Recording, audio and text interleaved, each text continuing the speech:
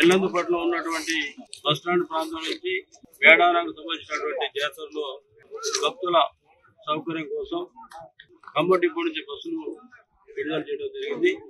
ఇక్కడి నుంచి వేడారం జాతర వరకు సుమారు 130 కిలోమీటర్ల దూరంలో ఉన్నటువంటి తెలంగాణ రాష్ట్రంలో అతిపెద్ద గిరిజన ఆదివాసీ జాతర సంబక్క సారలమ్మ జాతరని మరి భక్తులందరూ దర్శించుకొని మరైతే ఈ 3 సంవత్సరాల్లో కోరుకున్నటువంటి మొక్కులు తీర్చుకొని తిరిగి మళ్ళీ ఇంటికి చేరే వరకు సర్వీసు ప్రయాణం నడుస్తూ ఉంటుంది. ఆర్టీసీ వాళ్ళకు కూడా విజ్ఞప్తి, ఎవరైతే భక్తులు ప్రయాణికులు ఉంటారో వారందరూ కూడా సురక్షితంగా తీసుకుపోయి వారు తీసుకొని చదివిస్తాను చెప్పే కార్యక్రమాన్ని వారి చర్యలు చేపట్టాలి.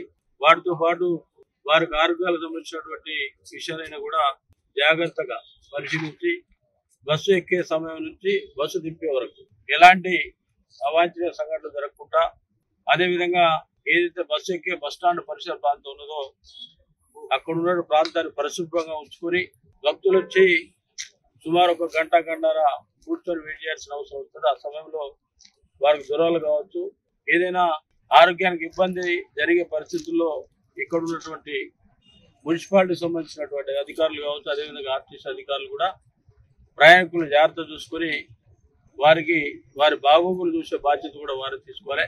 ఇది ప్రభుత్వం పెద్ద ఎత్తున బస్సు సౌకర్యం కల్పిస్తూ భక్తులందరూ కూడా ఎలాంటి ఇబ్బంది జరగకుండా చూసే బాధ్యత కూడా ప్రభుత్వమే తీసుకుంటా ఉంది. దానికి తగినట్టుగా ఆర్టీసీ సిబ్బంది కావచ్చు, ఇక్కడ ప్రయాణం ఉన్నటువంటి ఈ ప్రాంతం ఏదైతే బస్సు స్టాండ్ ఉన్నటువంటి ప్రాంతం అది మున్సిపాలిటీ పరిధిలో ఉంది. మున్సిపాలిటీ సిబ్బందితో పాటు మెడికల్ సిబ్బంది కూడా వారికి ఉన్నటువంటి మంచినీటి సమస్య కావచ్చు, మంచి చెడు అన్ని చూసే బాధ్యత కూడా ఇక్కడి నుంచే దొరికితే ఎలాంటి భక్తులకి అసౌకర్యం జరగదని చెప్పి వారందరూ భక్తులు హామీ ఇస్తూ చాలా చక్కటి కార్యక్రమం ఇది. ఎందుకంటే ఉచితంగా ప్రయాణం చేసేటువంటి మహిళలతో పాటు మగవారు కూడా పెద్ద ఎత్తున భక్తులు ఉంటారు.